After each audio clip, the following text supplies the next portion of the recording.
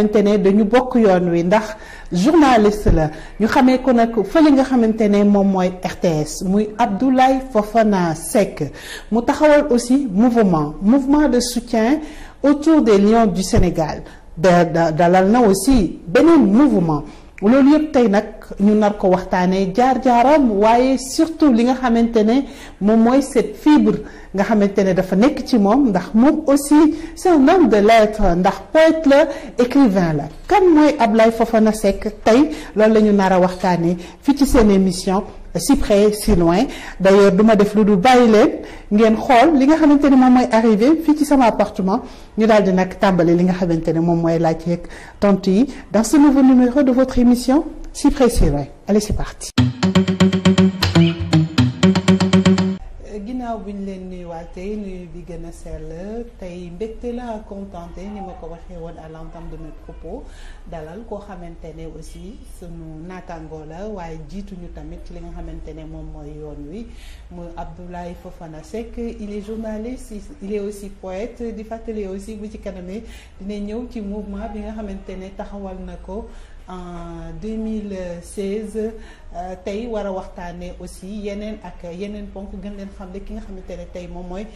gan gi waaye balaay loolu dama koy bàyyi mu nuyu ak téléspectateurs yi ñuy seetaan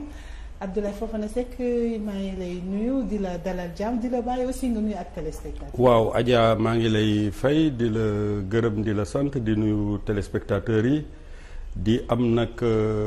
wax dëgg yàlla mbégte bu mag. ndax d'abord li ko sabab mooy cofeel boo xam ne am naa ko ci yow ndax wax dëgg yàlla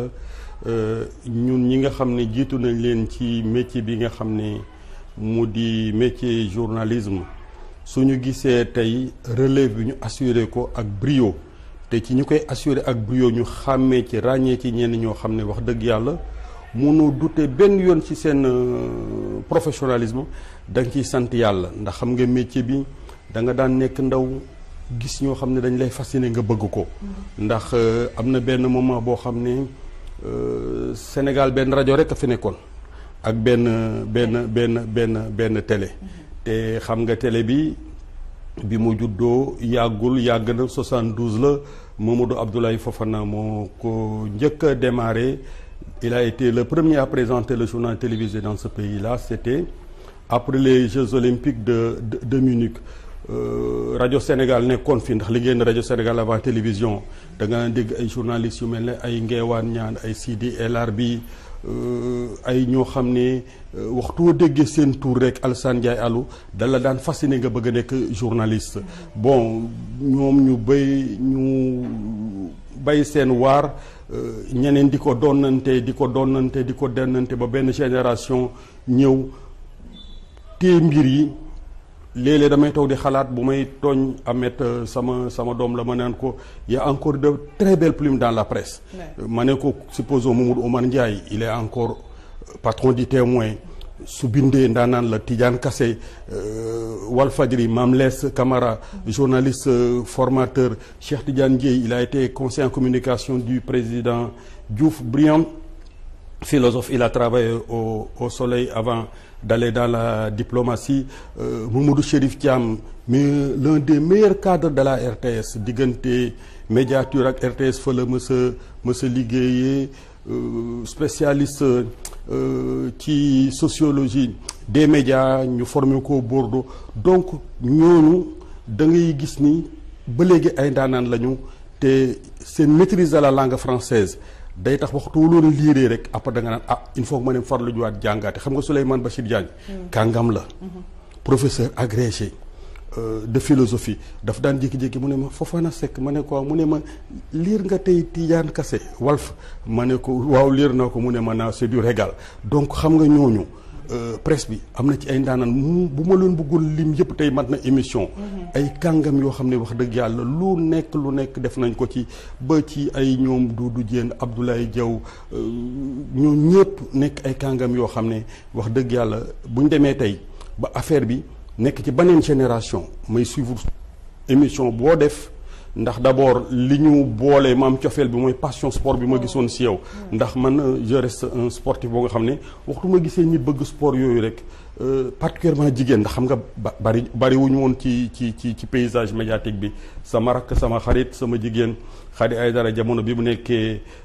ci wax dëgg yàlla RTS ci télévision bi di ci def liggéey bu rafet ñu bokk dëkk Thiès après ma gis yeneen jigéen di ñëw ma ne alhamdulilah rabbil alamin kon ni ñu ko croisé woon na tijji nañ ko ndax jigéen ñi tey war nañ seen bay seen waar te yow wax dëgg yàlla prise la boo xam ne dama ciy gërëm di ci sant Maimouna Ndour Faye mu jóopu su bu muy réer kon lafcat ñu ngi lay ñaanal wax dëgg yàlla loo ci bayoon rek nga yokkaat ko te xam ne ñu mel na ñun nekk ay journaliste te du ñu parparloo waxtu ñu gisee kenn rek koo xam ne dafay frapper suñu esprit dañ ciy kontaan ndax xam nga métier bi man jàng naa ko Sénégal jàng naa ko France journalisme 30% lañ lay jàngal ci école yi muy xam France moo xam États-Unis moo xam Canada moo xam foo mënti dem gis nga 70% yi terrain bi la encadrement ñun moment bi ñu ñëwee nekk RTS nekk ay xale dañ fa fekk des monstres sacrés de la télévision Abdoulaye Fofana ay Daouda Ndiaye ay Malay Diop Elisabeth Ndiaye xoolal Babacar ñu uuf ñu bokk roganti ñu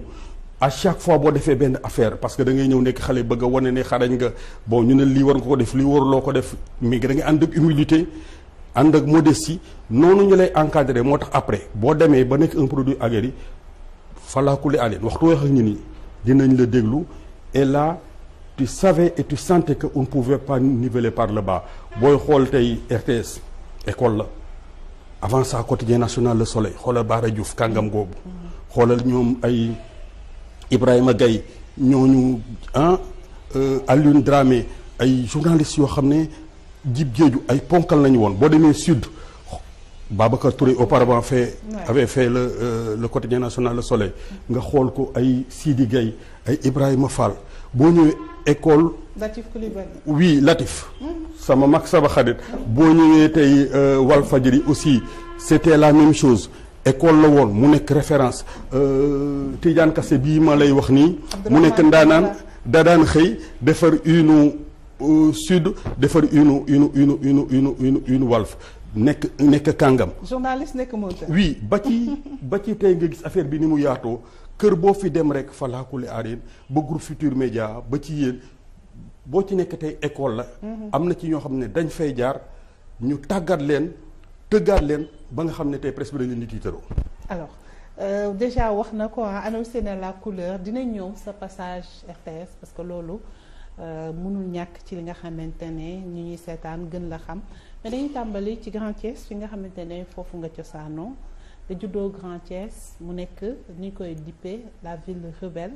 fa nga juddoo fa nga màggee bu ñu doon ñëwaat un tout petit peu ci passage bi foofu Grand Thiès cursus bi. lan la ñuy wax waaw Thiès daal wax dëgg yàlla dafa nekk dëkk boo xam ne yàlla dogal na mu juddoo fa dama ko bëgg sama xol. ndax dëkku bañkat dëkku jom. ville de refus de la bravoure de la noblesse. Thiès Adja bëgg naa lool sama mbokk Saalum yi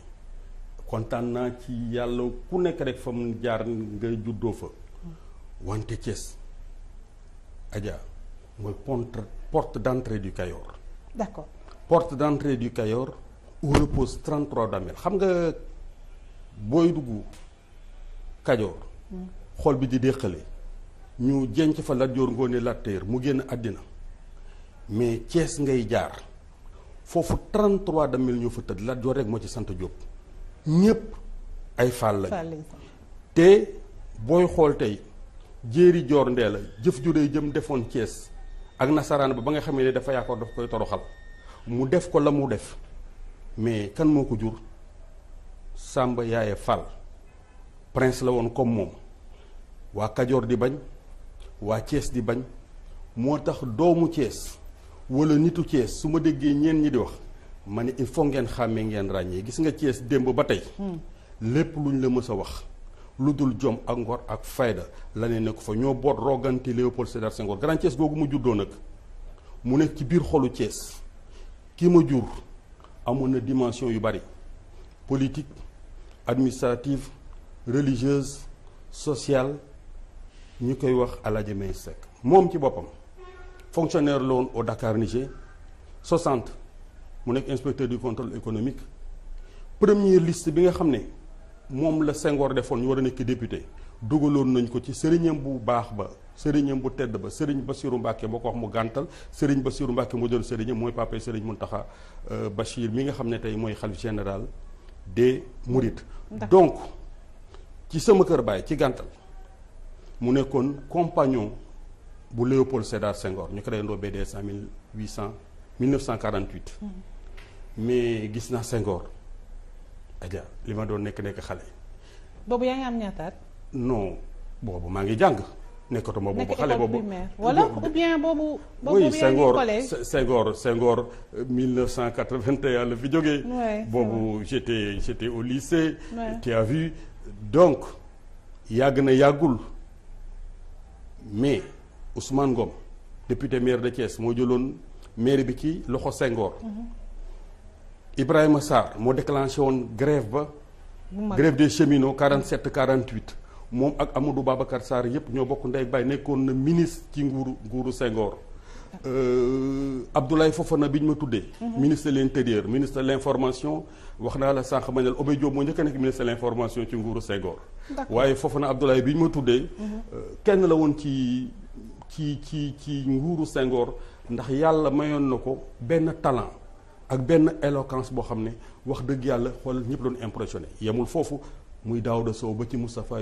Niass ba ci Pape Diop ñooñu ma gën a xam ruq sama kër baay parce que noonu mu leen doon dajalee ñoom ñëpp ñëw di ko seet parce que kóllëre Senghor la woon bul fàtte ni waa kër Serigne Touba ak waa kër Alaaji Malick sama kër biir baay ñu ci bari ci laa leen miine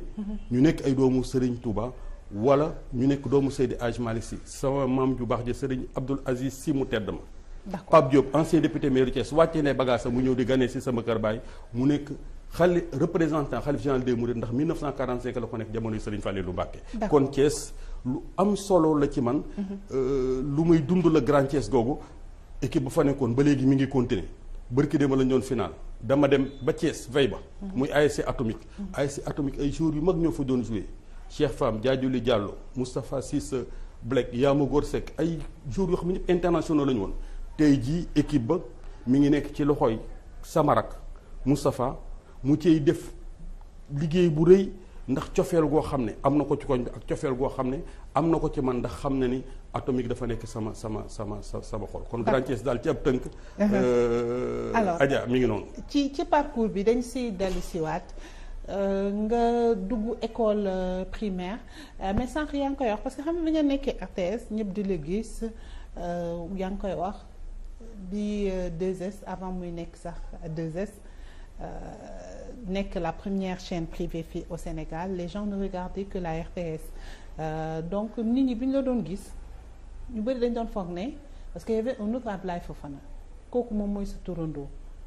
mais ndekete c'était le ministre Abdoulaye Fofana kooku moom mooy sa turandoo yow. oui xam nga confusion bi yooyu moo ko indi Abdoulaye Fofana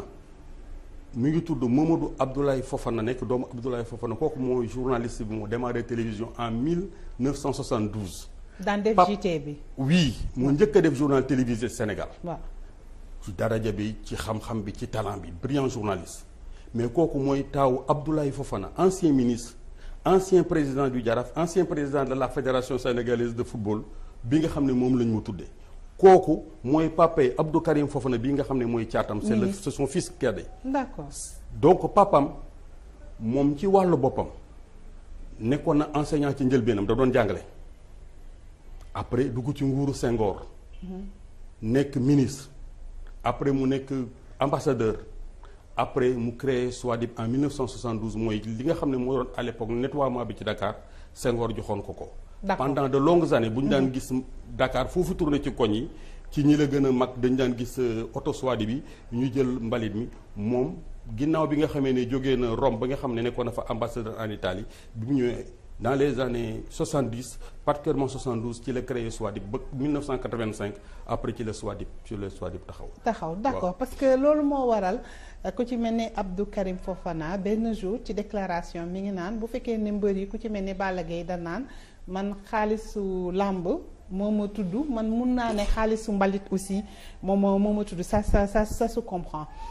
mais nga jékki-jékki nekk journaliste est-ce que bi nga nekkee xale xalaatoon nga nekk journaliste lan moo nekkoon sa rêve d'enfant en fait. waaw Adja man damay wax rek sama aqulaay taala yàlla dëgg rek la bëgg xam nga am na ñoo xam ne ñoo doon jàngandoo lycée yegg si fa dans les années 70 ci biir livre bi sax maa ngi koy bind di wax ne 76 j'étais au lycée Malick Sy 12 mai finalu Bayern de Munich ak Saint-Étienne boobu ñu ngi nekk ay interne bii Saint-Étienne parce que Saint-Étienne laa faraloon man ñaari équipe de cœur la am Saint-Étienne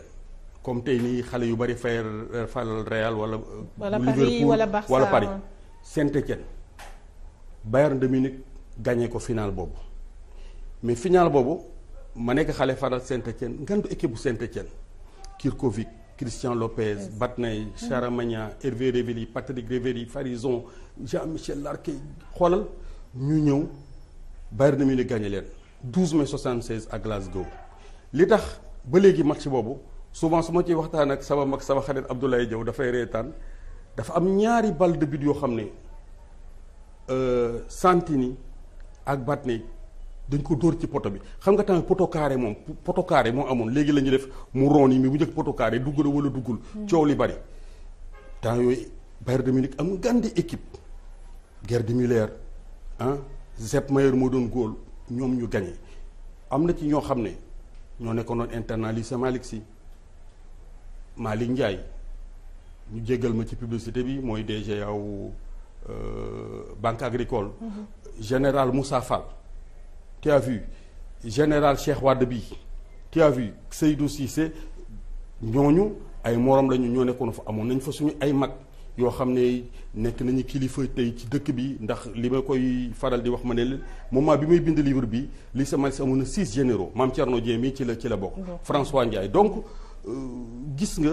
loolu ma lay fàttali pour wal na ne boobu ñaari mbir rek laa xam ne moom laa mënoo nekk soit journaliste wala ma dem nekk avocat am na sama benn mag boo xam ne kilifa ci réew mi interne la woon comme ñu naan xoolal bu ñu naan joué match yooyu bu joué wul day dem jël micro am toog di reporter match yi loolu laa fa nekkoon bu ma jàngiwul wala ma toog def samay conférence ci littérature parce que dafa mës a intéressé affaire poésie affaire tableau d'art damay toog rek teg sama table gars yi wër ma lycée bi yooyu ma def sama conférence def sama kii gars yi kii littérature engagement yooyu xoolal ma ne de deux choses l'une journaliste wala kii mais influence dafay am xam nga Abdoulaye Fofana bi ñu ma tuddee ministre de l'information ni mu doon làkkee tubaab ca jamonoy Senghor ba léegi néew na ma gis ko mën a làkkee kon loolu moo tax après RTS des fois boo daan wax français nag gars yi des fois dañ doon wax neen kii tamit français waaw dafa pédant xam nga mais loolu dinañ si ñëw waaw xam nga loolu waaw xam nga loolu souvent gars yi dañ koy wax xoolal mooy être modestement un homme de culture parce que xam nga man littérature particulièrement littérature française xam nga booy xool les mains sales de Jean-Paul Sartre la condition humaine d'André Malraux le Sud de Pierre Corneille les Misérables de Victor Hugo xam nga les classiques de la littérature française bi ma nekkee lycée maa ngi la ko wax léegi dama ko bëggoon mu nekk sama xol dama ko daan lire ba pare mémoriser ko boo ñëwee ci littérature africaine. léegi boo ñëwee ci plateau yi tamit andiwaat. waaw l'aventure xam nga boobu mooy le vieux français comme on dit des fois damay tase benn kilifa ci réew mi mu ne ma mais yow amoon na loo waxoon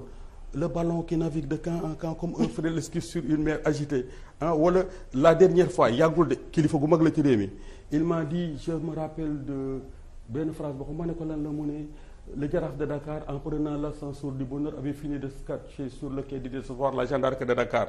wala nga ne le soleil qui se couche et le soleil qui se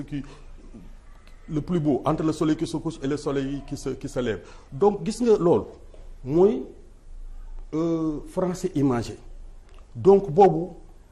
mooy da ngay frapper esprit nit ki parce que danaan waaw kii li muy wax nii lan la bëgg a wax mais boo delloo sa xel tuuti rek di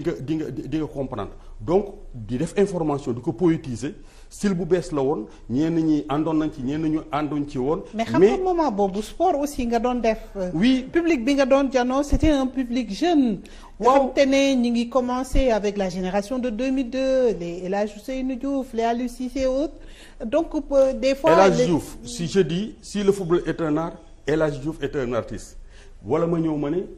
le public de Léopold Senghor est venu en surnombre regarder des yeux de chimène chez Rodrigue au cœur vaillant xam nga loolu le site la inventé wu ma dara de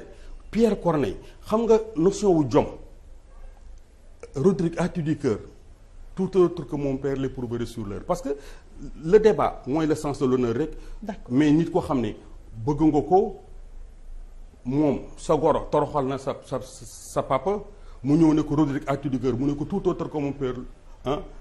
l'aurait éprouvé sur l'heure donc le sens de l'honneur donc jom lañ lay jàngal au rage au désespoir au vies et neige donc tant vécu que pour certaines familles ne suis blanchi dans les travaux guerriers que pour voir en un jour flétrir du temps de laurier mon bras qu'avec tout l'Espagne admise mon bras de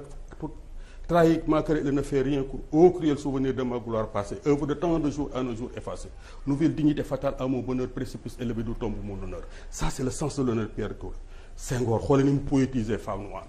d'accord je te découvre terre promise du au dos au col calciné et ta beauté me foudroie comme l'éclair de nekk donc loolu soo ñëwee indi ko ci dimension sportive xoolal Alassane Ndiaye Yàlla lorsque la confiance du public s'évanouissait et que le sort des Sénégalais semblait définitivement réglé, Lomadier, victime d'une charge irrégulière, bénéficiaire d'un coup franc. Il posa amoureusement son ballon de cœur et de tendresse. Il tira et la balle loba le mur togolais et s'engagea entre les deux bras de Jersey.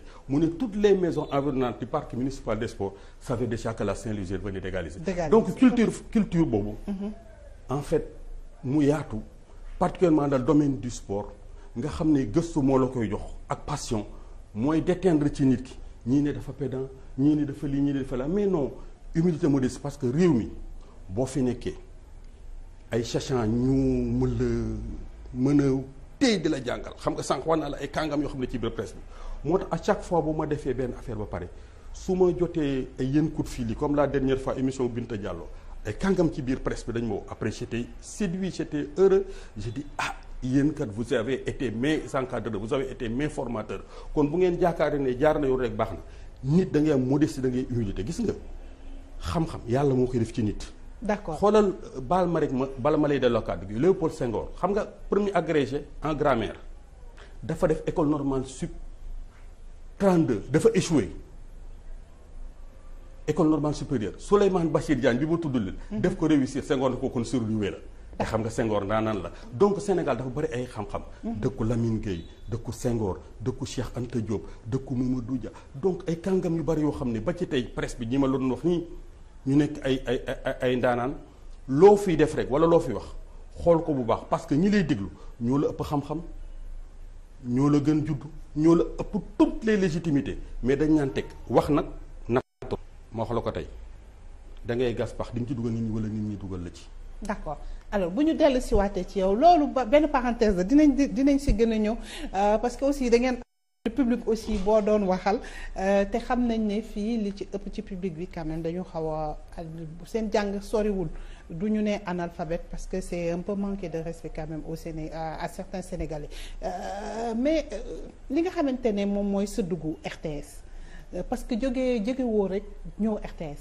dafa am foo xamante ne da nga fa nekkoon wala émission boo doon def loolu moom moo la révélé ba mu séduire responsable RTS yi est-ce que bi nga koy def xalaatoon nga ko. non c'est-à-dire dama lay wax tey lu leer nañ. souvent day bari ay fantasme day bari ay maanaam lu bari ñu koy wax te mu ump leen ci nit ki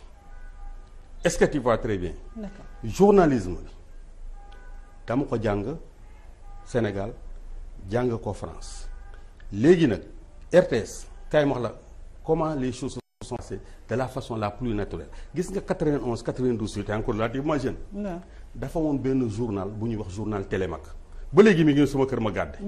parce que archive yëpp dama koy téye j'étais moi le chroniqueur sportif gis nga Momar Wade journaliste brillant journaliste presse bi ñi la gën a mag xam nañ ko moo daan def tout ce qui est culture journal à l'époque c'est Tidiane Daly Ndiaye qui venait de remplacer Marcel Ndior moom moo nekkoon patron journal bi man ay Makhtar Sylla Chérif Thiam bi moo wax léegi moo nekk rédacteur chef donc ñoo doon def journal bi 92 jotee Coupe d'Afrique retient bien ñu pare ki nga xam ne mooy Gila Thiam man DG jaar RTS yëpp bu ma ci gën a impressionné dama wax ngir yàlla c'est pas parce que c'est un brillant sujet ingénieur électronicien mais c'est un homme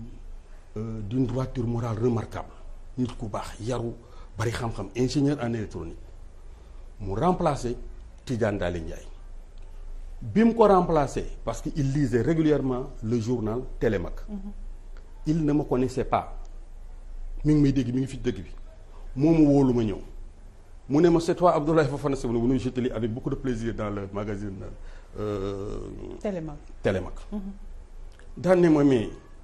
ça c'est un mensuel ça ne te tente pas tu n'aurais pas souhaité de faire carrière à la radio ou bien à la télévision au lieu de rester à faire le journal tranquillement ma ne tu es le patron de la maison c'est le DG aucune forme d'objection moi je suis là écoute je fais mon Télémac avec à l'époque Chérif Thiam Sadé Madi Ousmane Sonko c'était le conseiller juridique mu ne ma à partir d'aujourd'hui je prends la décision de t'affecter à la télévision sénégalaise. noonu nga demee RTS.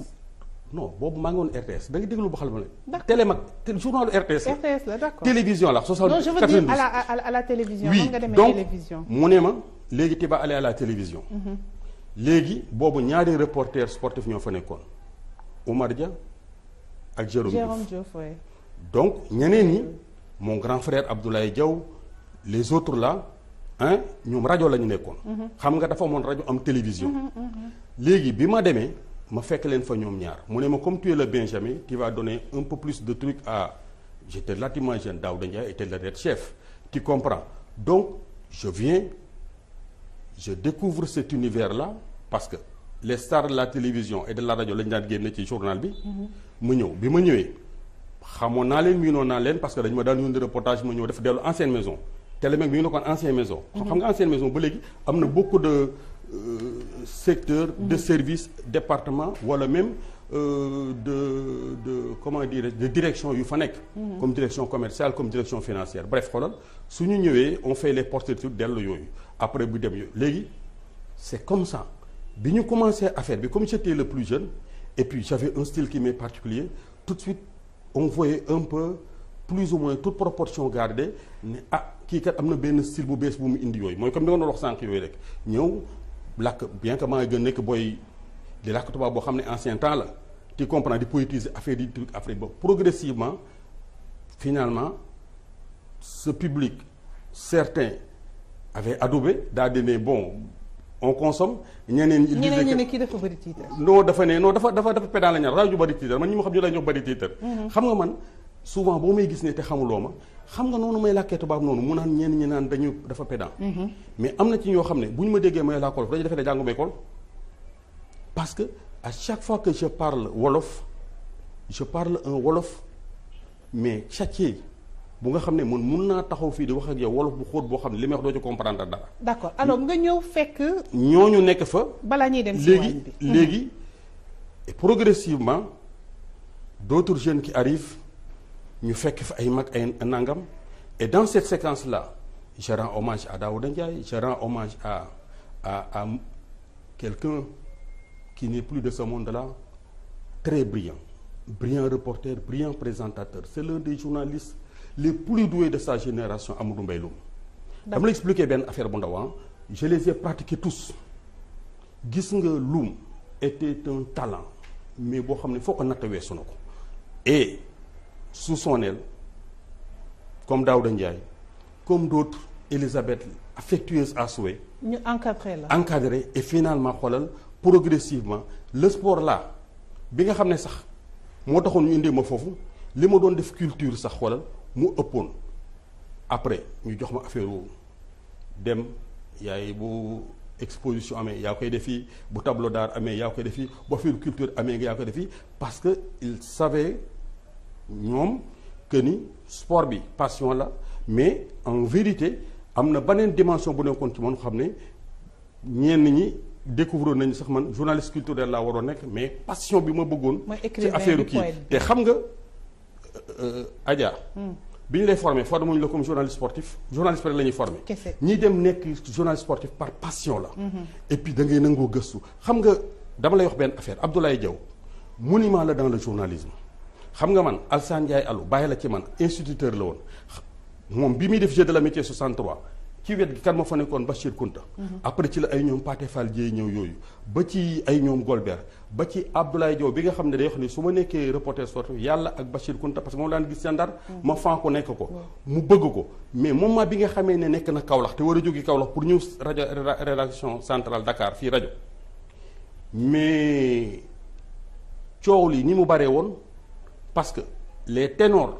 sous Senghor Ousmane Camara ak Amadou Cissé Dia ku ci nekk ne kii day ñëw kii ñu du ñëw parce que boobu reporter bi mu nekkoon am na benn style bu mu indi woon mais li ko ko joxoon il ne cessait jamais de se cultiver à l'époque bi mu nekkee dans les années 70 ba 72 yooyu Kaolack France Football bu génn dina ko lire. D'accord. dina ko comprendre te gis nga journalisme. munoo tollu niveau ñeneen ñi. xam nga des fois la dernière fois bi ma waaj di interviewer ma ne ko. Les vérités du football se veulent bien souvent irréfutables mais à l'arrivée la réalité du jeu est diverse, âpre, farceuse et rebondissante. La magie du foot demeure dans ce vaste brassage de pulsions, d'audace et de folie. Gis nga entre un corner rentrant et un corner entrant se joue le destin d'une nation de football. C'est pourquoi toi en tant que reporter sportif xam nga reporter sportif yu ci ëpp ay supporters lañu parce que Sénégal muy joué dañ koy bëgg suñu xol mais waroo xoolal flanché ba wax loo xam ne war na mun a taal réew wala parce que tey jii soo gisee comité bi ñu doon waxtaanee keroog de soutien au Lion football rek mën a fédérer Sénégal yépp ñu bokk ndey bokk baay. D'accord comité bi dinañ si ñëw léegi dañuy dem si waañ bi continuer toujours ce passage RTS ak balaa nga fay génn nag ak surtout des fois tamit sa reportage yi ñu bëri surtout temps maître Abdoulaye Wade am na ñu la ci mere woon am na ñu ne sax na nga bokkoon génération concrète mais loolu nañu ñu dem si. waaw mais ba tey loolu aussi bala ñu dem ci waañ ba. ñu dem si waañ bi après ñu yeggali. waaw xam nga bala ñu dem ci waañ ba. waaw dama ci bëgg waaw. dugal ñu dem bu ñu demee incha allah ñu yeggali ko. waaw ci c'est parti grand. grand fii mooy waañ bi. alors tey nag moom dañ la defaral xam nga comme guddi la ñu oyofal ko rek. defaral la poulet. après defaral la tuuti salade frites sauce mburu ñi sant Seck fii kenn sant fi géey nag ak tuuti marinade comme ça après ma jox la sa plateau nga mun a servir n'est-ce pas. waaw. ñi ngi woon ci poñ bu am solo. waaw. da nga bokkoon génération concrète. Adam ne koy naan sàngara xam nga li ma naan la le drame de la célébrité c'est d'être même dans les lèvres des soldats c'est-à-dire gars yi nañ ma jéggal ci wax ji bu nekkee seen béréb yooyu di jëfandikoo seen biir yooyu ba xaw a tàqali ko seen bopp yow xam nga Adja Biteye yow non du Saalum Saalum de kooku gu nekk Kajoor la yow xam nga Adja Biteye yow mais yow kii mooy jëkkëram yow kan ñu ne Adja Biteye yow xam dañuy fantasme maa ngi nii jàkkaarloog caméra bi jàkkaarloog yow musuma cee laal musuma cee bokk ma leeral wax ji. mais jege woon nga leen. déedéet dafa nag rek ma la. génération du concret man concept boobu musuma cee ànd parce que concept ba baaxul woon te li may wax nii muy Karim Wade muy Cheikh Diallo muy Vieux Aïdara muy sama rakk Abdoulaye Baldé né le 18 janvier 1964 muy sama rakk Karim Wade né en 68 xam nañ ne du ma initiateur du ma adhérent musuma ci bokk te lii may wax nii leer na sama doomu ndey sama xarit Madior Sylla mi nga xam ne moo nekkoon conseiller en communication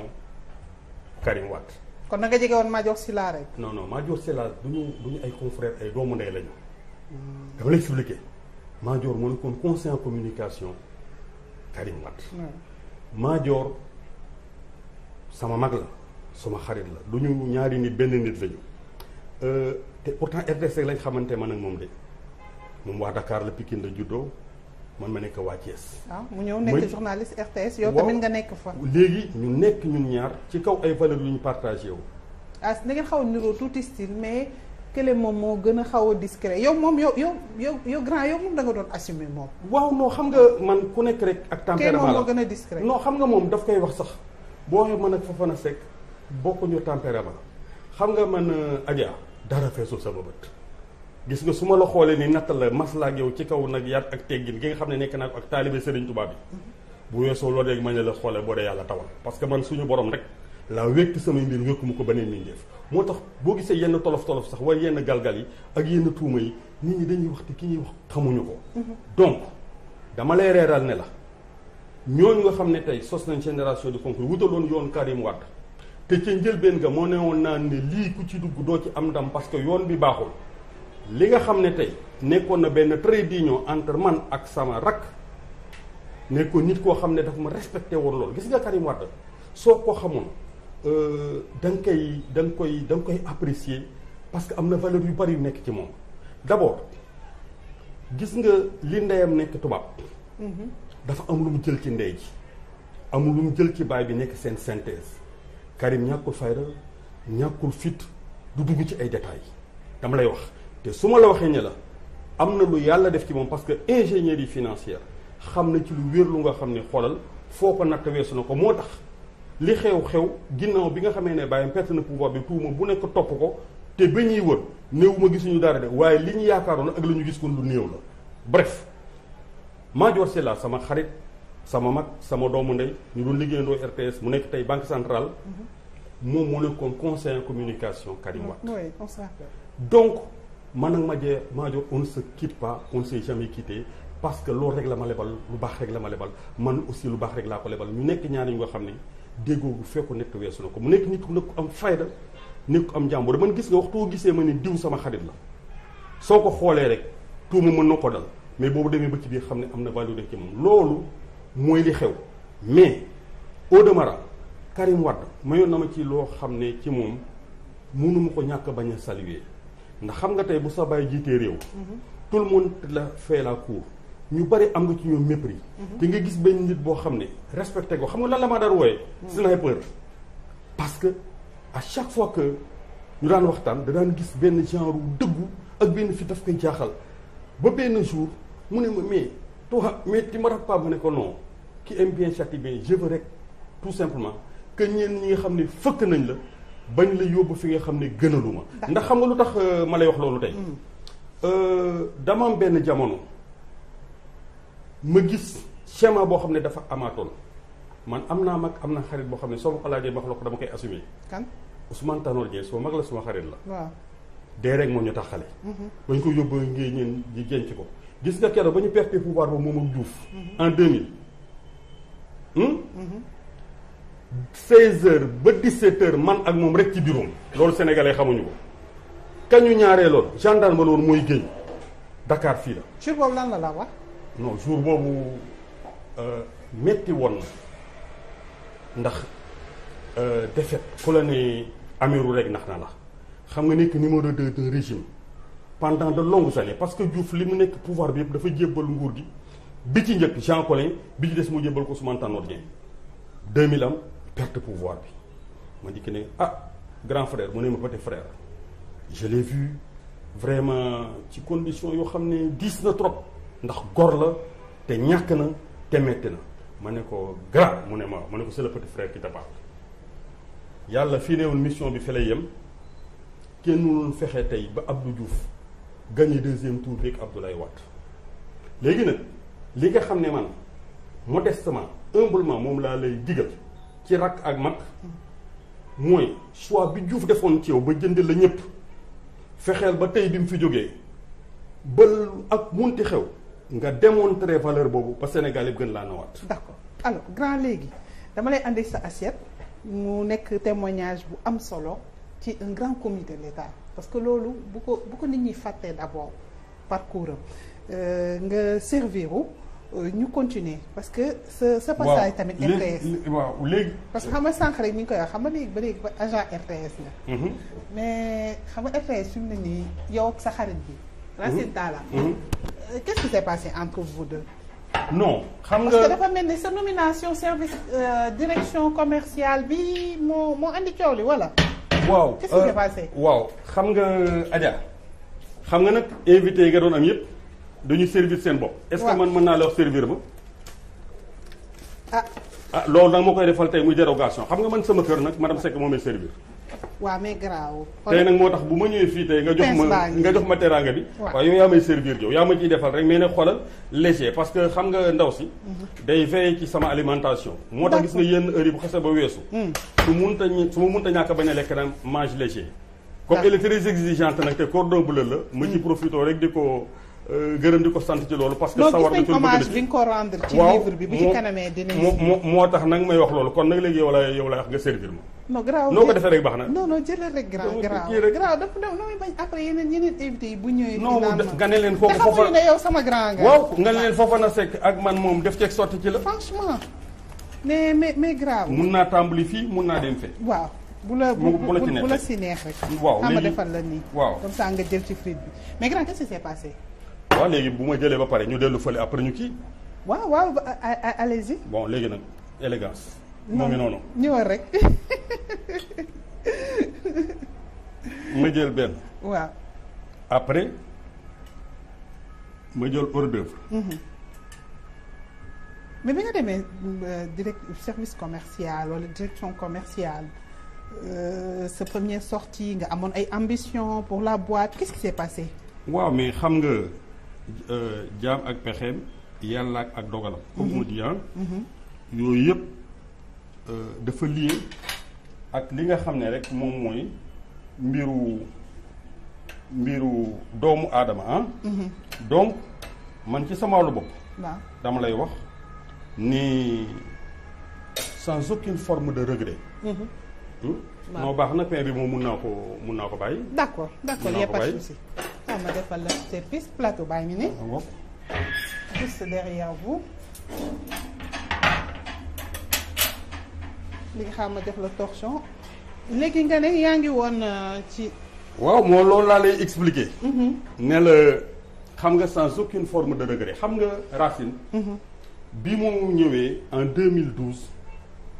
c'était au mois de novembre le 5 su ma juumul ci la ko président Macky Sall choisir mu remplacer Babacar Diagne bi muy ñëw man dama fekk ci position conseiller chargé de mission. Babacar Diagne bi ñu koy nommé en 2006 mu remplacer tey mooy président CNRA Daouda Ndiaye dama fekk ci position conseiller chargé de mission. donc acteurs yi kenn jógu fi gis nga Adja conseiller chargé de mission yooyu ma nekkoon gis nga benn moment ci jamonoy Babacar Diagne mu nekk directeur général et il m'aimait très bien un grand cœur ku bari humanisme xol bi rafet bëgg lu baax parce que moom dafa bëgg toujours kuy valoriser RTS bi xam ne dénkoon nañ ko benn moment ma jékki ma ne ko mais grand mu ne ma ne ko plateau yi journal bi reportage yi yooyu yëpp c'est bien beau c'est mon métier je le fais mais comme souvent priorité bi da nga koy accorder conseiller chargé de mission bi ci ay tâches yoo xam ne c'est des tâches de l'ombre mais très importantes pour la maison baal ma effacer télévision bi rek nekk ci loolu juróon na fa sax débat woy lii ma ne leen non mu préféré loolu donc man boobu laa nekk en retrait de l'écran c'était sous Babacar Diagne boobu Racine ñëwagul bii Racine ñëwee il s'est informé parce que li yàlla def te dara dootu ko dindi mën ngaa jiite kër ga de d'accord naa nga am possibilité waaye ñenn ñi jiite kër ga sax jàppal mu wax directeur général man Abdoulaye Fofana Seck milliards yi ma dugal RTS dugaluñ ko fa xam nga 2000 ba 2012 ay milliards dugal naa ko biir RTS carnet d'adresse mayoon na ma ko relation mayoon na ma ko ci biir ak ci biti nga xam ne waxtu ne këtt na jonn ñu ne mën a wuti ma wuti 200 millions 1 milliard a cem ci biir nag réew mi xam nga kan laa koy gërëme ndax lëg su lekkee olof da koy gërëme coy dama moom benn mag bu baax boo xam ne dañu bokk dëkk ñu bokk Grand Thiès koo ko doon wax mënun football lool am diine mën a ragal yàlla gi ak nangoo jaamu yàlla gi fokk natt weesu na ko li mu xam ci réew mi néew na ku ko xam Abdoulaye Diop ministre d'État ministre de l'économie et des finances xoolal bi may def cérémonie livre bi dafa ñëw témoigner ne plus de 50 ans maa ngi ànd ak Abdoulaye Fofana Seck mosuñu seq lu ma déggaat un grand commis de l'État waxtu ma ñëw ne ko grand 500 millions 1 million 200 millions lu ma bëgg yoo xoolal dès lors que man mi exprimer besoin bi xam naa besoin bi nan lañ koy justifier gis nga su ma dikkee mu boole ci ak sawarte dimbali ma jox ma toog nañ ba tàyyi ay veille wala avant veille ñu war a fay salaire amuñu ko mu jóg dem muy 200 muy 300 muy 500 lépp yomb ma donc Racine ci condition boobu la ñëwee ak ci contexte boobu la ñëwee bi mu ñëwee nag damay wax rek ngir yàlla mu ne ma conseil chargé de mission ko man dama leen doon directeur commercial parce que li ci xew ci kër gi lu ci bari xam naa ko ma dem nekk directeur commercial Racine bi ma fa demee nag xam nga ci fulla ji ak jom ji ak fayda bi am na ñoo xam ne d'abord dérangé woon naa leen muy liy dëgg li taxoon ma dérangé leen xam nga ci tradition RTS man may njëkk a nekk ak man rek maa nekk journaliste bu nekk directeur commercial parce que ñoom dañ ko defoon chasse gardée ñoomu neen seen biir donc bi ma fa yegsee lu ci bari vivre naa ko comprendre naa ko te dama daan wax sama benn jigéen bu sosoon ci man parce que à l'époque ñaar la ñu woon kenn ki Iba Ba la tudd kenn ki Fat Dieye doomu Paté Fall Dieye la su ma defee Fatou mu ne ma waaw ma ne ko fii ñu ma indi de jàppal su baree ba bari du romb at parce que man j'ai d'autres ambitions dama fi jaar rek jàll kon góorgóorlu leen yéen a fi des parce que man damay dem sama yoon parce que moment bi Racine di ñëw wóor na yàlla ni boobu man amoon naa ñaari offre Babacar Diagne d'accord da nga bëggoon dem feneen. oui dama bëggoon dem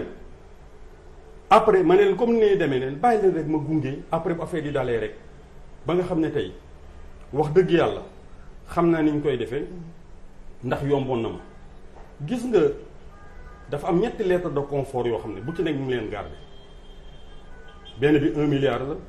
benn bi 1 milliard 200 benn bi 2 milliards 600 lettre de confort yooyu maa ko lijjanti Abdoulaye Diop ba ma ko jox ñu def ko ci 3 banques différentes xaalis boobu bi ñu ko génnee ci appui boo xam ne Abdoulaye Wade doon na ko jox ci montant bi ak plus li nga xam ne xaalis la boo xam ne waroon na génn ci élection présidentielle 2002 yi gis nga lu chiffre bi dama ko wax par réserve par discrétion xoolal foofu laa ko justifié parce que c'était prévu dans le budget de 2012 montage financier rek laa mun def soxna si mais xoolal dama koy delloo njukkal sante ko Abdoulaye Diop bi nga xam ne doon na ma taxaw a dimbali ma ci donc bi mu ñëwee coow li commencé bari dama lay wax li nga xam ne indi na réero bi d'abord ñee ngay orchestré ba orchestré loo xam ne dara lu ci doon dëgg ñenn ñi di ko gëmloo ne ko boo fi nekk ak Abdoulaye Fofana Seck day jël sa place dama lay wax rek ngir yàlla il est tombé dans leur piège ne woon naa ko nag bu ma la wonee ginnaaw jàppal ne dootuma assumer responsabilité billahi barke Serigne Touba parce que xoolal dama dëkk ci réew mi xam ñi ci réew mi xam ki ko fal muy président Macky Sall di sama mag di sama xarit kon nga xam ne may ma rek ma yégal kon xam nga raflé wu ma pare mais dama ne ba bi mu fiy nekk xaw ma ñaata temps lay durer ba tey jii nga xam ne dootu fa defati temps ba mu fa def dama ne je resterai simple journaliste je resterai un simple employé mais dootuma assumer position de directeur parce que am na loo xam ne bu doxee sa diggante ak nit parce que dañ dafa tuumaan waaw mais dama ne te du woon dëgg mooy xam nga tuuma bi lan la woon waxal tuuma bi Adja waxal rek ba tontu la xoolal dara du ci dëgg te luñ mës a tuuma dem na leen ba ne dara du ci dëgg mooy yàqkat yi nga xam ne position bi ma ne kon intéressé na leen ak ñeen ñi nga xam ne ñu ngi ko doon gëmloo ne ko kii dafay jël sa place. bi nga ko déggee nan la laa def. non dama doon tuuti reetaan. parce que nee nañ da nga jaawaloon poche RTS ak sa poche. non dara jël Serigne Touba ay fen la dama lay wax rek ay fen la musul nekk xam nga moom jaar naa man foo xam ne ak jaar naa moom foo xam ne su xamoon jubadi bu ma def kon sànku naa yàgg na le temps est le meilleur des juges du ma def jubadi xanaa ma ñàkk ko bañ a xam du ma sàcc du ma fen du ma tappale culture boobu nekk ci man góor akkan moo tax sañu ma ko dama lay expliquer xam nga loolu lan moo xew dañ daan def randonnée man maa initiateur randonnée yi buñ daan def randonnée ci temps Babacar Diagne montant bi ñu may jox pour organiser affaire bi du yeesu 200 000 francs boobu man maay conseil chargé de mission ma nekk directeur commercial organiser randonnée mu ñëw ma ne randonnée bii de xoolal dina wuteeg randonnée yooyu parce que boobu amoon marge de manœuvre yi waaye bii di kër gi na ci am xaalis xoolal ma démarché ay partenaires ba ma démarché ay partenaires Fatou Dieye moom ak Iba Ba ñoo sosoon ci man nekk ay kàngam yoo xam ne ñoo nekkoon sama keppaar. di la accompagner. léegi ma ne Fatou xaaral tey moom dana yomb gis nga yooyu dama leen garder ba léegi en garçon organisé bi ñu defee randonnée ba pare am nañ plus de 6 millions. te 200 000 lañ la joxoon. non non dama ne moom du boobu dama ne ci jamonoy Babacar Diagne laa. d'accord c'était 200 000. wow bii nag xool joxuñu ma dara maa indi dugal parce que maa doon directeur commercial bi. nga andi rentrée d'argent bu toll ci 600 millions. non 6 millions laa lay wax 6 millions plutôt. ay partenaires. yoo xam ne jàpp nañ ci bis bi. d'accord ñii indi xaalis ñii indi ndox ñii indi kii. ba mu mat 6 millions waaw ma ne Fatou te Fatou xam na de ndax xoolal daf leen mais boo nekkee directeur commercial yow doo laal xaalis loolu la ngay xamul chèque yi lay jox directeur financier moo koy jël. d'accord donc xoolal après bi ñu waxee loolu may reetaan ma ne mais Fatou xam na Iba Ba xam na moom ndey mbi léegi ñi koy wax loolu wala mu gëm ko xoolal dara ne ko ci te xam nga bu ca dara nekkoon am na benn moment boo xam ne bañ na ma bii façon bañeel bu nga xam ne parce que gëm na ni man damay entraver ay dessein wala ambition wala comme ni ñu ko koy gëm loo damay jël place am loolu soo ko ni dëgg la kon sànq na mais dama ne la Adja xam nga nit dama koy sant yàlla nga judd sa terrain ngay bàyyi muy séddale. nekk kilifa gu ne gis ko sa kër bàyyi du ma sàcc du ma fen du ma tàppale boo gisee ba léegi mbiri yam fii jenc may milliard de xoolal doylu moo tax du ma sàcc du ma fen du ma tappale te ka ko fa teg yaakaar naa ne su fekkee ne sax jëmmi jamono demoon nañ ba peut-être xëy na waroon nañoo mën a indi jiixi jaaxa ci xolam parce que on est dans un pays organisé xam nañ ne Fofana Seck du sàcc du fen du tappale je suis un homme heureux parce que li nga xam ne moom laa yore sama njaboot ëllëg de xamul yàlla def ndax seen bàyyi dina leen fi bàyyi milliard wala du la ko fi bàyyi wante dina bàyyi ci ay valeurs yoo xam ne ngoor ak jom ak fulaay fay du ngeen sàcc du ngeen tàppale parce que wax dëgg yàlla loolu rek laa doon ci waajur yi ma jóg. merci beaucoup alors grand da ngay jël sa plateau ñu dem ci sunu troisième et dernière partie ah ñu delluwaat ci salon bi. alors bu ñëwee ci sunu troisième et dernière partie de votre émission si près si loin tey nag moom mbégte lool ak contenté dalal Abdoulaye Fofana Seck mu nekk sunu confrère nekk reporter sportif comme man mais aussi surtout passionné de lettres aussi ndax livre bi ngeen di gis nii ci wetu plateau bi moom moo ko bind jamono yële la ñu ko génnee mi ngi continuer aussi di liggéey ndax am na magazine boo xamante ne à chaque fois da koy génne mu dippee ko li nga xamante ne moom mooy regard mu nekk benn magazine boo xamante ne mensuel la d'ailleurs ci page bi nga xamante ne moom mooy une bi on voit une très belle photo de Seydi Aboubacar Sy actuel khalife général des Tidianes dina ñëw ci magazine bi mais balaay loolu xam nga ni ñu ko waxee c'est vrai journaliste nga mais aussi da nga nekk bindkat te Sénégal moment bi dafa am coow jëmee ci ñaari doomu Sénégal kenn ki góor la kenn ki jigéen la kenn ki gagné un prix prestigieux muy le prix Goncourt muy photo bi nga xamante ne moom laa lay njëkk a wan muy Mohamed Bougar Sarr Abdoulaye Fofana Seck ak ki nga xamante ne moom mooy tout récemment Diary Sow ñoom ñaar bi ñu génnee seen livre yi ki nga xamante ne moom mooy Mohamed Bougar ñu consacré ko mu nekk prix Goncourt mu nekk le prix le plus prestigieux fële ca France. Diary Sow génnee beneen livre parce que coow avant dafa amoon mu dippee ko Je pars mais coow li après dafa am interview bu mu wax mu am kàddu yu mu yëkkati mu nekk ay kàddu yu choqué yow nga nekk koo xamante ne vous êtes un homme de lettres. ñaar yooyu yëpp événement am ci sur le plan culturel yow boo amoon noo koy apprécier naka nga koy apprécier. waaw xam nga soxna si temps bi moo gàtt c'est dommage ndax ñoom ñaar ñëpp dama leen di féliciter ndax production dafa jafe bind dafa jafe dafa laaj ay prédisposition xam nga la pensée africaine au fil des âges su ma ci delloo je fais le saut sur 30 ans sur 40 ans mun naa ne j'ai été amené à l'école française comme Samba Diallo Cheikh Hamidou Kane comme l'enfant noir Camara Laye comme Kocc Anima comme Senghor j'ai appris le français et je me suis familiarisé avec les cahiers et le compas. Au moment de partir en Europe, une fois indo-européenne, la voie de Bergson m'arrête, nous attendons, par les forces des machines, nous attendons un supplément d'âme. Alors que faut-il faire? Aller en Europe ou rester sous l'arbre à la palabre? Je pose la question à Samba Diallo, Cheikh Hamidou Kane, il me répond par une autre question. Ce que l'on apprend, vaut-il ce que l'on oublie? Et comme la grande royale revenue, il préfère à se suicider démissionnaire, tué par son propre personnage, le fou. Je demande à Sékou Touré, le Syli national, où est Camara Laye? Il me dit Camara Laye n'est plus l'âme de l'Afrique dans sa partie guinéenne. Il a abandonné sa mère dans sa case au toit de Siom, j'ai fait le chant. Il a écrit Dramous et il vit à Dakar en bourgeois. Je dis à Senghor, que faut-il faire? Il me dit, je suis broyé sous les pattes pachydermiques de l'Europe. Je demande à Kocc Anima, il me dit, j'ai répudié ma femme nègre,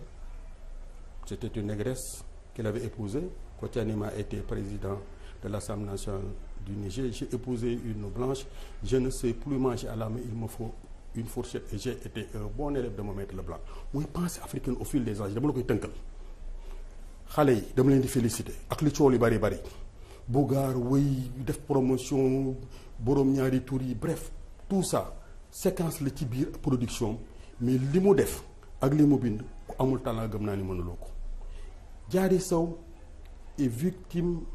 tout simplement de son âge, de son immaturité. Donc am na ci yoo xam ne mën na ko bind mën na ko wax mu jur toole bu bari mais peut-être jàpp naa ne su amoon xëy na encadrement bi ak équipe de veille bi peut-être du demee noonu parce que xam nga si je fais le saut man bi may bind livre Abdou Latif Coulibaly sa xarit sama xarit suñu mag daf ma ne Fofana Seck livre 350 pages autant de portraits nga ñu woo ci kenn yow rek yaa ko mën ma ne ko question de style la parce que bi may bind livre c'était pour célébrer des Sénégalais man du ma xas ni du ma wax nit ki nga sànq bi ñuy wax affaire u RTS jàmm ak salaam laa fa yéene ka fa nekk mu jiite ko jàmm ak salaam laa ko yéene mu am ndam mooy ndamu kër gi loolu laa ko yéene ñi nga xam ne tey dama leen di célébrer ci biir kër dama ci jukki rek ñeent rek nga baal ma ci gàtt Senghor Abdou Diouf Wade Macky Sall. D'accord léegi suñu ñëwaatee suñu sujet quand Diary Sow dit c'est une façon de dire je vous emmerde. waaw loolu laa lay wax ma ne la xam nga li ñuy wax mooy euphémisme l'adoucissement. dañ koy teg ci contexte bële wala. ci mot bi nga xamante ne waaw xam nga mot boobu mu wax mu choqué nit ñi culturellement. waaw xam nga mot boobu mu wax mu choqué nit ñi munoon na def preuve d'euphémisme xam nga euphémisme da nga koy jàng fi biiru style bi nga nekkee première l'adoucissement d'une réalité trop cruelle mooy lan mooy tey mu wax la wolof bu leer nañ au lieu ma diw ne diw faatu na ma ne diw làqu na wala diw nelaw na wala diw noppalu na moo gën tey diw dee na. xam nga dafa dëgër. loolu mooy euphémisme adoucissement d'une réalité trop cruelle mooy wax toujours dañ koy wodd day am teggin donc peut-être xëy na effet boobu doon rechercher pour choquer parce que loolu des fois day nekk style nga ne ah bon lii de bu ma ko bindee tey dina jur coow lu rëy. mais coow lu rëy ndax jar na ko wala jaru ko li ci am solo mooy forme bi ak fond bi ndax bind dafa jafe mi ngi mel ne wax fi ngay waxe ni ngay waxe ak nit ki ni muy déggee Sénégal dof fanaanu fi boo waxee feeñ ku wax feeñ la wala fi di wax de waaye boo xalaatee avant muy génn nit ñi xam nañ fa nga jëm donc yii man dama jàpp ne c'est vrai que presse bi dina ko jox yenn dimension yi mais dama koy dugal toujours ci fait divers xam nga te c'est il faut qu'on cesse d'être une presse de compte rendu parce que tu fais de la production li la ñuy def nii nga woo bi nit laaj ko jaar-jaaram laaj ko mu wax la ay question tontu nga wax question mu tontu la loolu dafa am solo dafa ëpp tey boo xoolee tey plus d'une vingtaine de quotidiens xoolal titre yëpp benn la titre yi nuroo parce que source yi benn la tey boo demee defi enquête wala nga def dossier ça n'intéresse pas les gens fait divers la ñu bëgg kii ëmbal na kii xool affaire mi Sénégal bi dimension bi mu jël kii tëdd naa kii réew mi nañ ko delloo ci sutura nañ ko delloo ci suturalante suñu biir réew mi buñ ko yàq nañ ko préserver wax naa ko la dernière fois te loolu dafa amal solo trop Adja gis nga bu ñu suturalantewul suñu biir parce que man ak yow bu ñuy ànd mbëggeel dox suñu diggante sëy duñu joxante àndu goro gor la àndu naw la lay nekk su ma la defee yenn yi am na ci loo xam ne day doy waar parce que jigéen ak góor ñaari rapport rek amee ko rapport amical wala rapport sentimental si le charme est rompu le rapport s'effrite am na ñoo xam ne def mu retour en zone gis nga am na góor ñoo xam ne bu ñu la wanee ginnaaw rek wan nañ la ginnaaw benn kilifa dafa ne takk naa benn ñaar ñett ñeent ko mënuma fase ba ma duggee ci kii defee ne kii mooy tane mu yées ma toog muñ ndax njaboot ga am na góor ñu bari sutura am na jigéen ñoo xam ne ay jigéenu sëykat lañu donc nañ suturalante nañu aaree ba nañ préserver binta gis nga Sénégal dafa nekk ci moment bu contexte bu difficile te dama bëgg à travers ton émission ma lancé benn message bi mooy de stabilité de paix de concorde de cohésion sociale gis nga réew mi bu ñu ko yàqee amalul kenn njëriñ te politiciens yi infime minorité la ñu. D'accord. Gis nga le kidnapping du Sénégal par la classe politique il faut que les patriotes dénoncent cela parce que sànq dama lay wax ci loo xam ne lu am solo la Adja xam nga réew mi dafa def ay jéego dama def ay jéego. waaw xam nga dama sànq ne la Senghor. mbër dëgg la. ba léegi bâtisseur de l'état de droit xoolal d'un état fondateur d'un état Senghor c'est la rationalité Diouf ñëw jël réew mi état de droit de l'homme exercer état bi serviteur de l'état. D'accord. Abdoulaye Wade xoolal nga bëgg ko bañ ko c'est l'envergure intellectuelle c'est l'audace Wade jëf ci mu jëf fii bi Diouf demee am na ñu bari ñu xam ne pense que c'était pas possible ki nga xam ne tey jël na réew mi tey muy Macky Sall day nekk synthèse supposons ñett ñu ko fi jiitu lu très simple muy le sens de l'équilibre parce que c'est un produit de synthèse. xoolal un poulard né dans un environnement d'une culture sérère ici à Fatick. nekk un produit de synthèse ba pare incarner les valeurs républicaines nekk produit d'équilibre donc quelle que puisse être l'adversité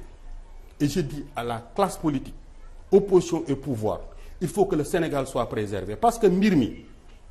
arrangé wul kenn que le Sénégal soit réduit en cendres et comme le Sénégal les ressources sont très solides et que le Sénégal ne sombrera jamais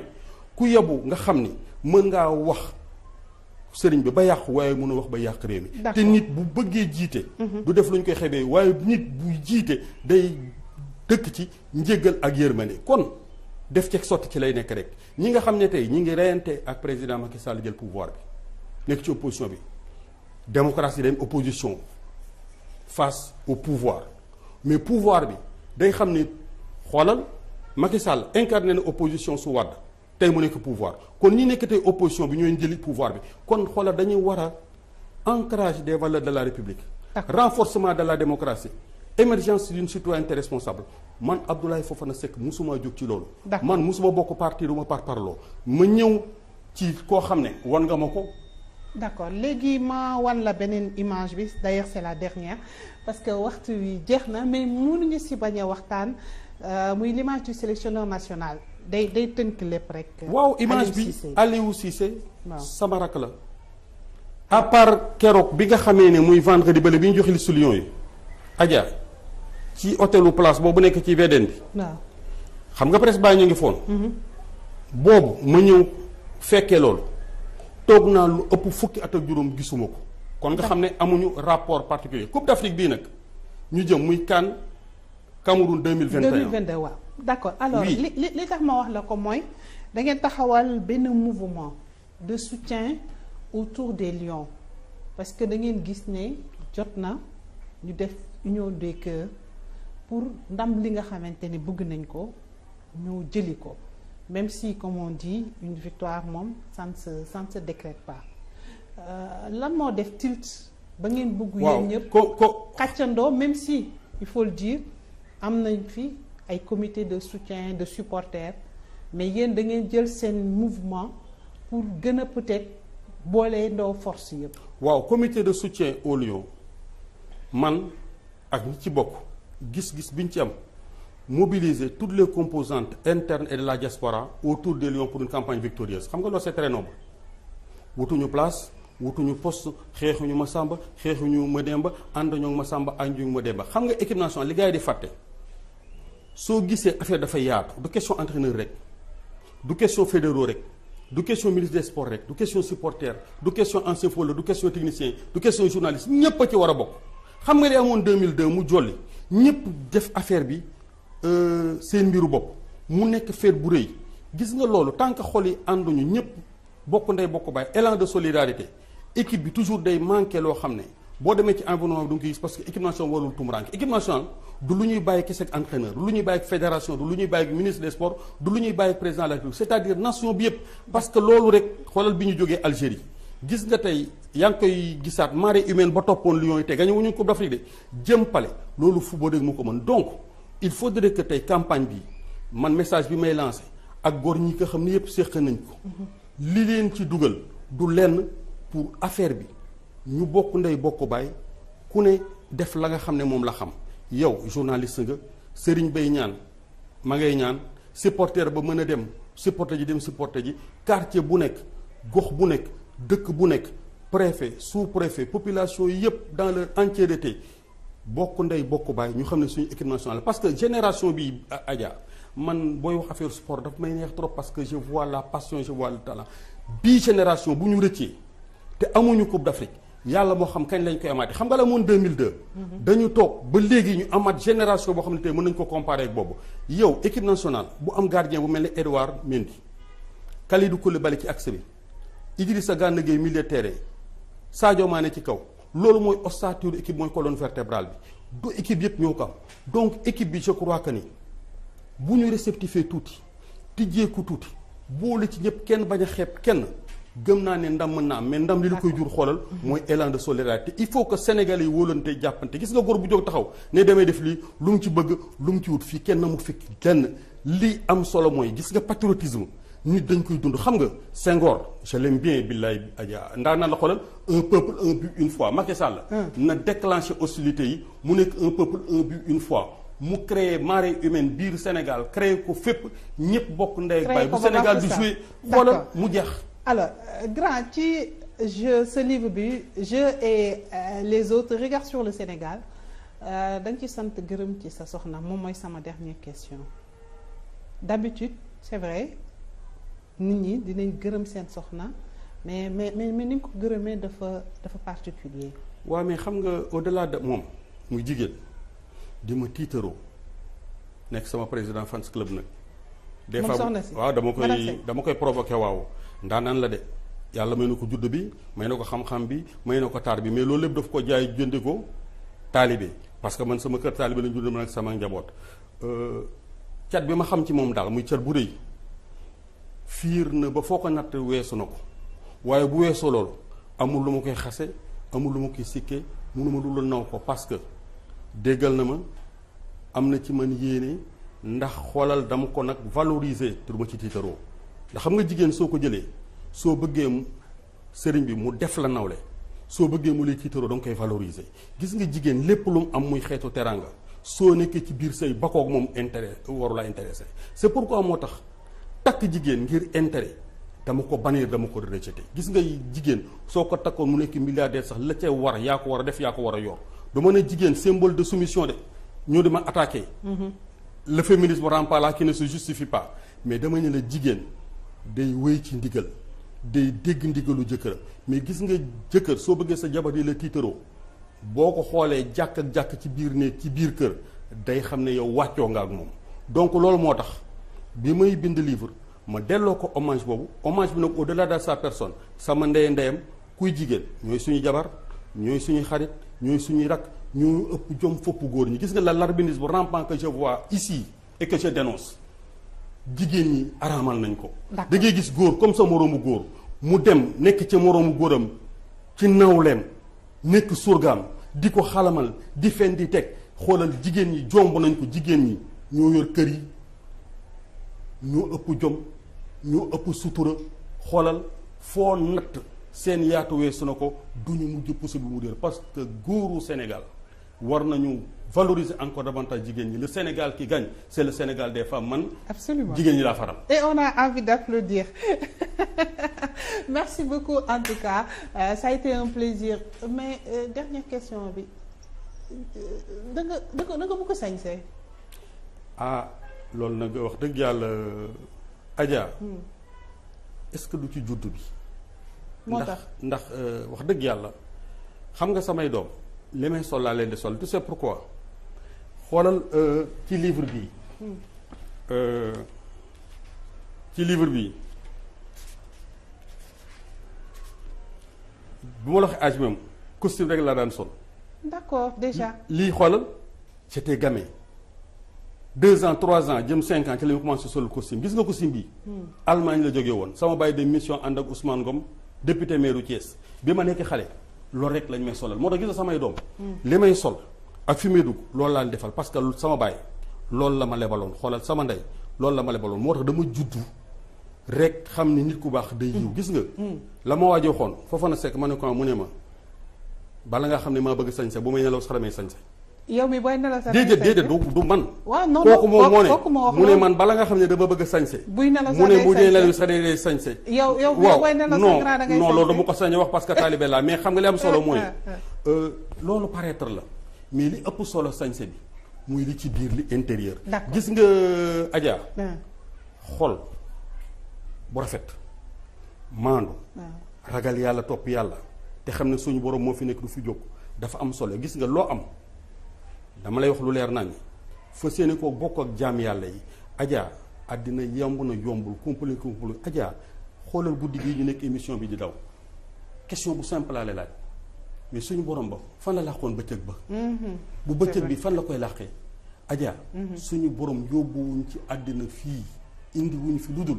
pour ñu topp ko xoolal diir bu gàtt la. bal tusiruuna xayaata dunya wala laaxiratu xayrun wa abqaa loolu la yàlla wax ci alquran Adja su ma la gisee macha allah yàlla ni mu la bindee lafcat dama ci war a kontaan wala xad xalaqnaa insaana fi ahsani taqwiim summa radadnaahu asfala saafiliin suñu borom da lay wax bunt bi pour boo bëggee delloo benn jaam yàlla ci ginnaaw mu ne la jaru ko de magasinu suñu borom yi. d'accord xéewalu suñu borom yi. fa bi alaahi rabbikumaa tukazzibaan ci sóoratu Rahmaan dama koy tëjee nag gën gi mbindéef mi gën ñëpp benn patron boobu rek laa nangu am ci àdduna muy rasulilah mi gën ñëpp xam nga lu mu wax. suñu borom dafa wax ci innahu yakiiduuna kaydan wa akiidu kaydan bi mu wax ak noonu daf ko ne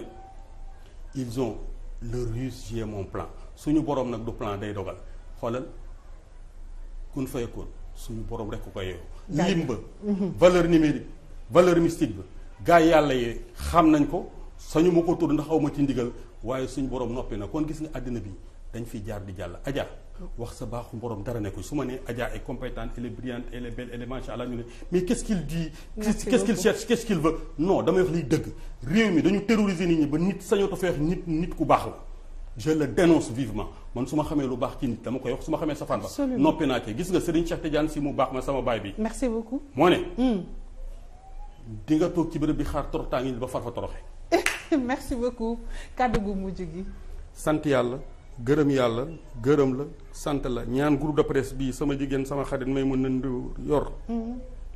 yàlla na naat. amiin yaa rabbi. li nga bëgg sa xol yaa ko xam yàlla na ko yàlla def waaye bu weesoo ñun jaam yàlla yépp réew mi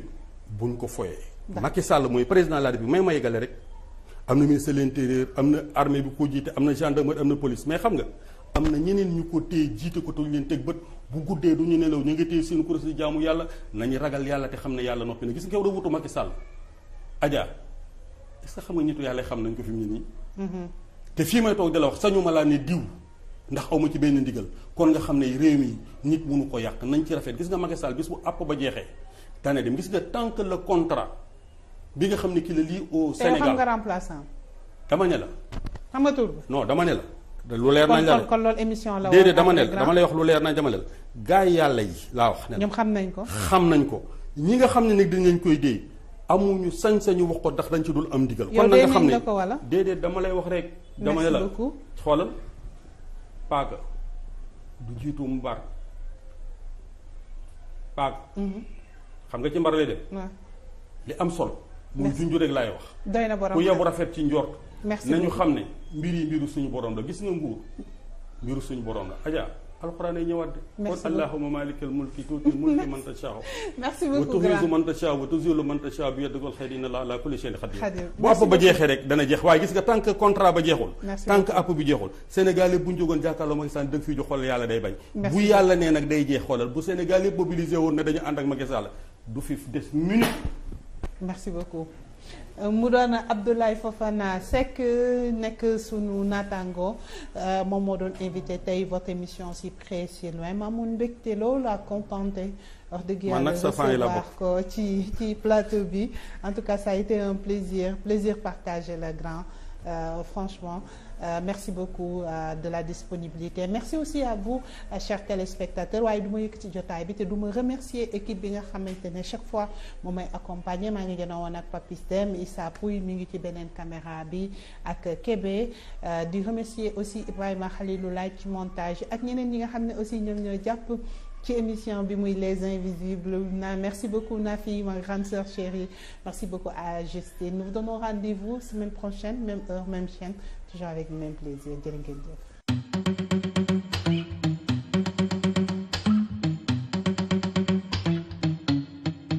On a passé un jour ensemble, je veux plus que ça.